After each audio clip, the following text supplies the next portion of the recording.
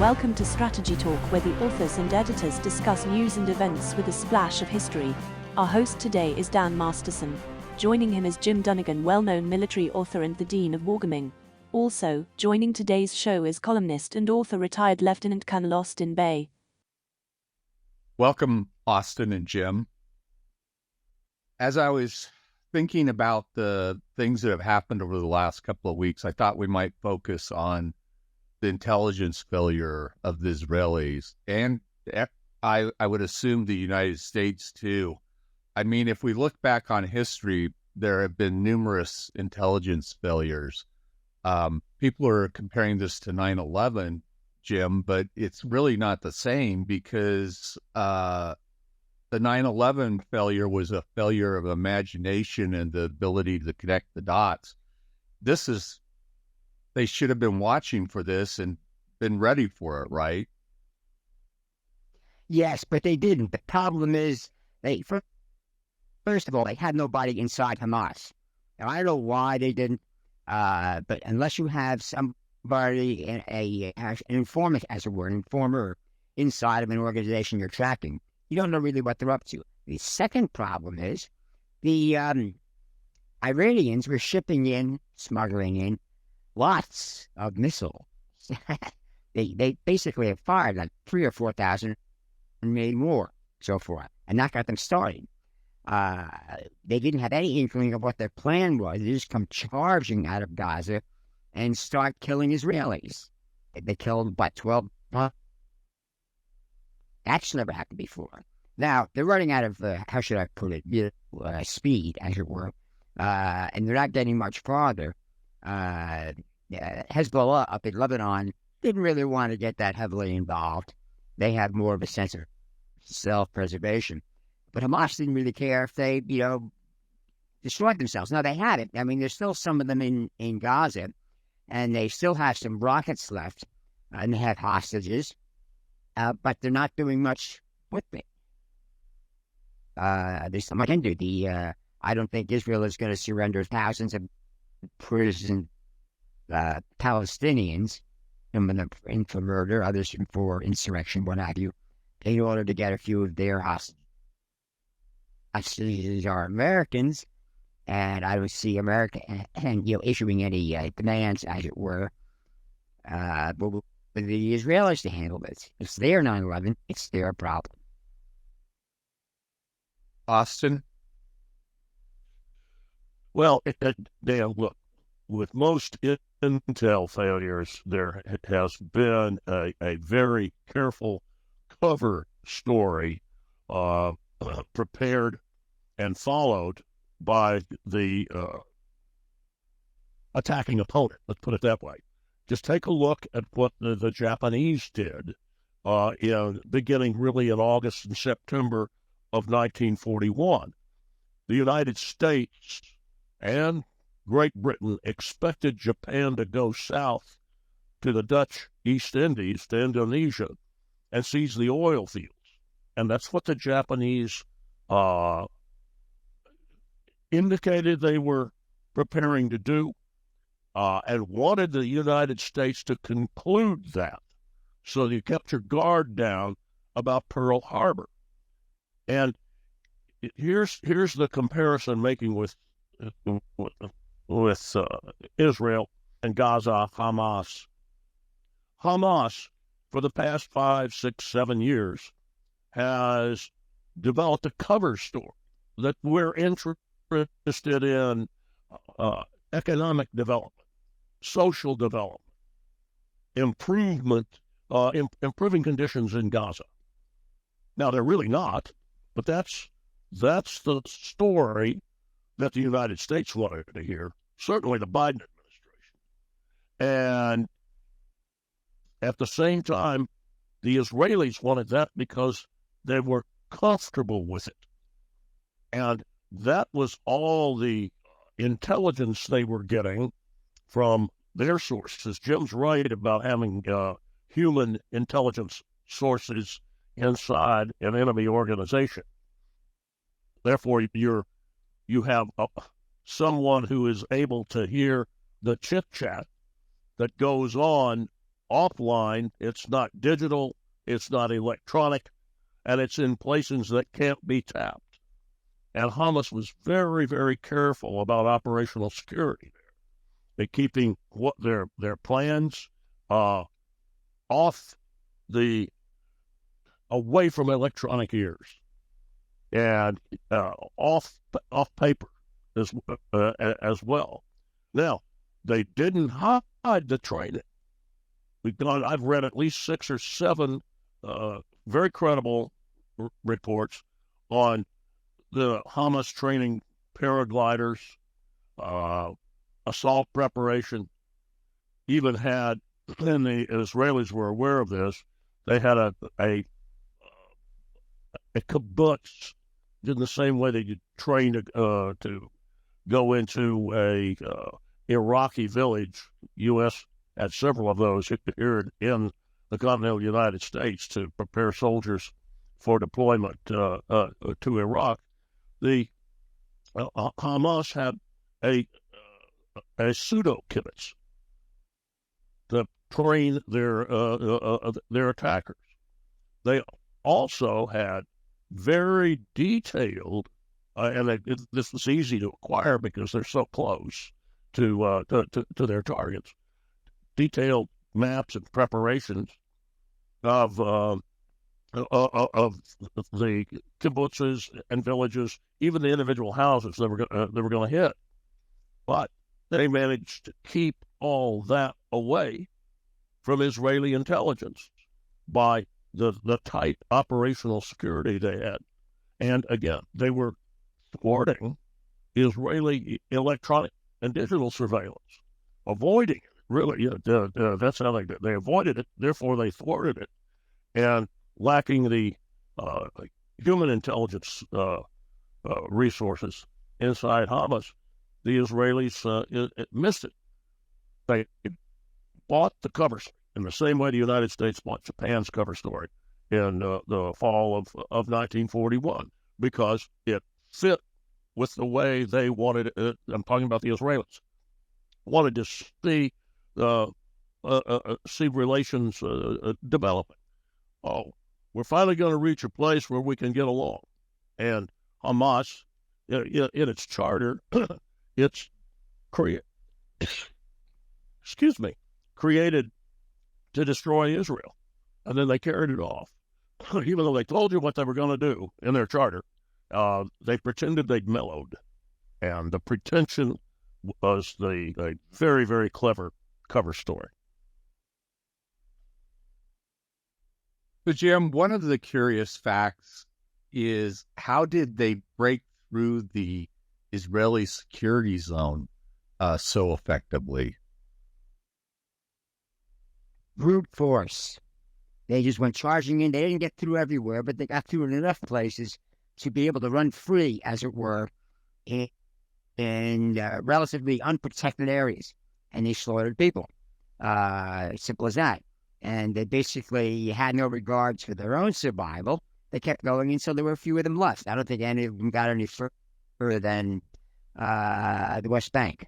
And the Israelis were already in there, suppressing any who was willing to join Hamas coming out of Gaza.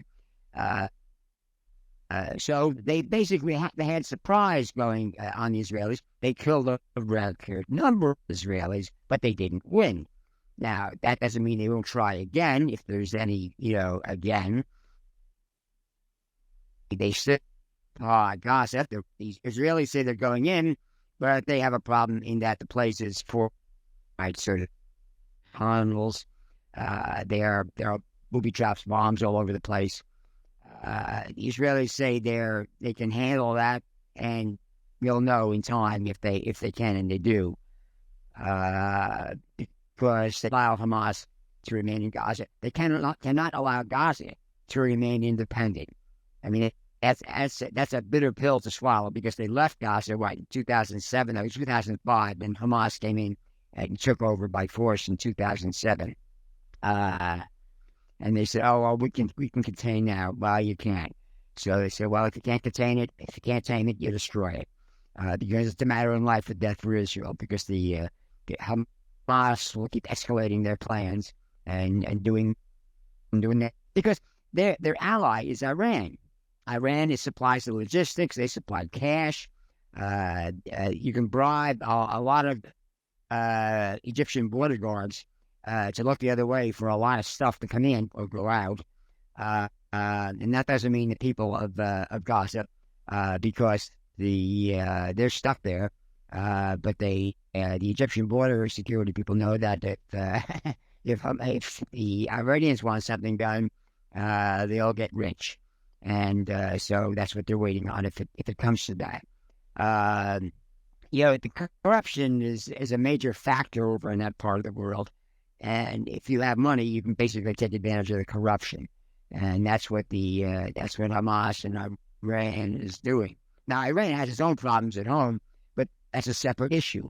The Iranian people are getting a little sick and tired of all this money being wasted on adventures, as it were, that do Iran no good, but somehow make the clerics who are running the country feel that they're accomplishing something. It's all a very nihilistic, attitude. The more we destroy, the more we're doing, and there's not much you can do about that except to try and destroy it completely, which is, again, what the Israelis are doing in Gaza.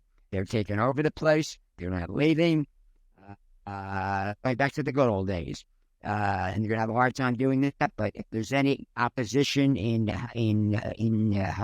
Gaza, that opposition is going to have to stand up and fight, because the Israelis are looking for it. Now, the Israelis do have a lot of information on in Gaza in terms of, places to hide weapons and the tunneling systems and what have you. They basically dealt with those before. Well, now they're going to plug them all up, and they're going to basically let the Gaza population of civilians know, look, if you guys want to keep living free of terror and sudden death from your fellow residents here, you got to cooperate. Now, they may not, because that's been the nature of things over in the Middle East. Some people never miss an opportunity to miss an opportunity. But hopefully there are a few sane individuals who, like that, if they keep on going. I mean, that's another tradition of the Middle East. I mean, there have been occasions where entire that's what happens to the Phoenicians and several other groups. In the old days, they used to just transport the population. The Israelis went to Egypt at one point, then they were schlepped all the way over to Iraq. They eventually found their way back, but at least there were some people left to go back. The latest crowd of maniacs are willing to go for total legalization. A little difficult these days because Israel is a large country. They're one of the most technically advanced and well-armed countries in the region. And once they start using their military power and their other power, they can wipe out, whoever they think they have to. And right now they have a short list, and at the top is Hamas, and there's a lot of lesser evils to be attended to as well. So Hamas didn't just make an impression on the world and on the Arabs about, hey, look, we killed a bunch of Israelis. I don't know if they realize that a lot of them are, in fact, still far more Palestinians have been killed than Israelis, and that's all that's going up. Now, a lot of the Iranians and the Russians, even some Americans, are moaning and going, oh, this is disproportionate force. Well, that's what works over there. You misunderstand. Proportionate force just delays it for a while longer and it comes back. Disproportionate force, can basically make it go away for a long, long time. And if you keep an eye on things, which is really Israel did not, it'll try and come back. And then you got to basically do a total destruction, drill again. I mean, those are the rules that apply over there. People say, well, that should change. Well, it doesn't. And everybody who's tried, has come off second best. So there we go. It's the way of the world in that part of the world. Austin, your take on the breakthrough and why it was so successful? Or I guess when I say successful, I mean they did what they wanted to do. They killed Israelis, but they didn't take any territory. Well, uh, Dan, one of the things they clearly practiced was what we call SAFR techniques, or combat engineering techniques, to go through obstacles. And they had the obstacles are right there in front of them. They could analyze it, could see where they needed to use breaching charges or cut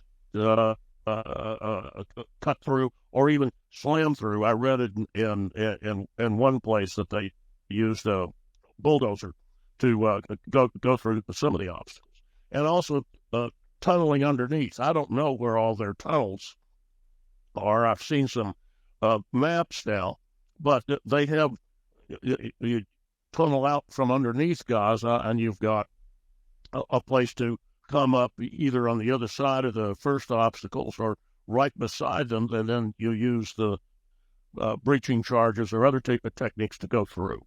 And they practiced. The Hamas assault teams had practiced breaking through obstacles to get out of that first line of defense that the Israelis have around Gaza, at least on the where Gaza meets Israel.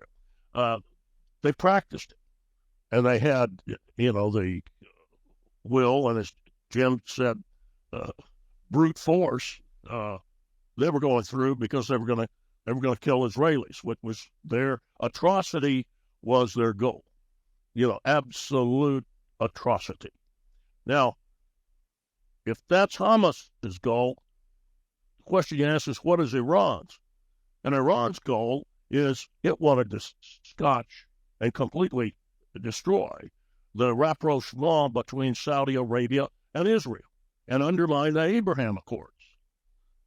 Because then suddenly all of their Arab and Israeli enemies, remember the Iranians, that you talk about racists, the Aryans versus the Semites, they see themselves as superior to everybody else in the region. And that's not anything new. It's been going on at least 6,000 years.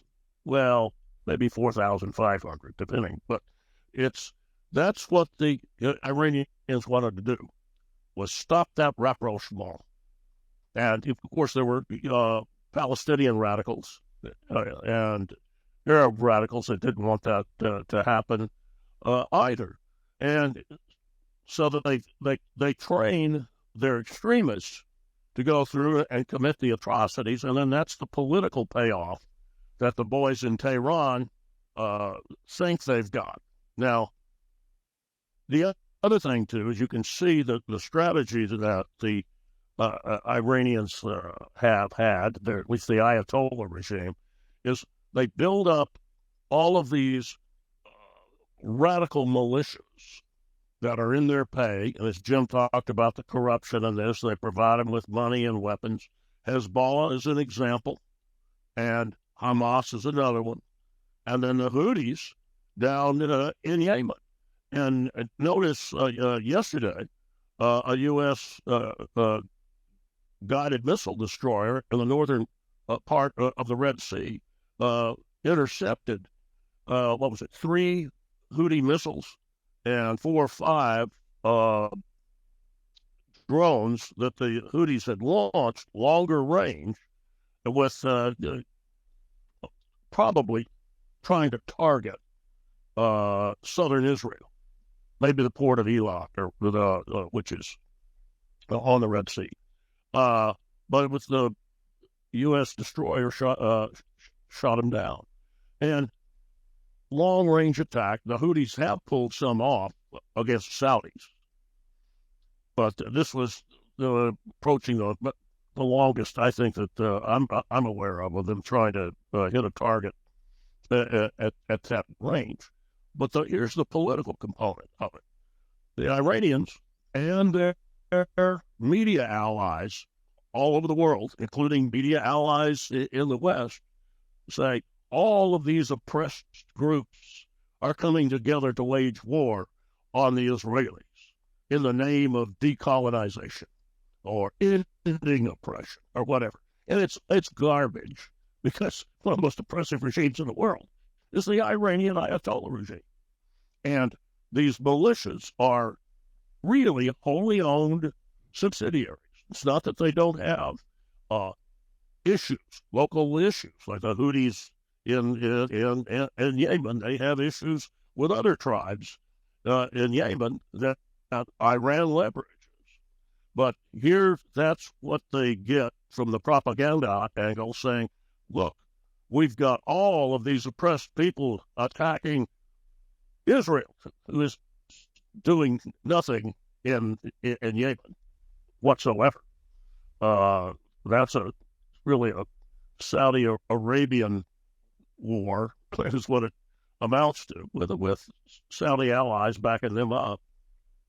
But that's the cover story is all of these oppressed peoples are going after the Israelis. And then, of course, some leftist academics just eat that up because if they don't know the facts, they imagine facts that aren't imagined facts.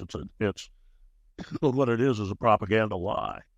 Now, what does it? How does that fit into the intel failure?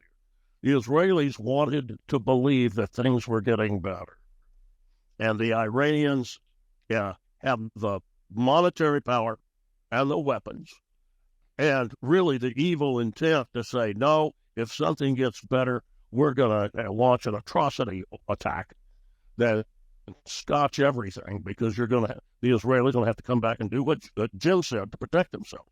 And from a political and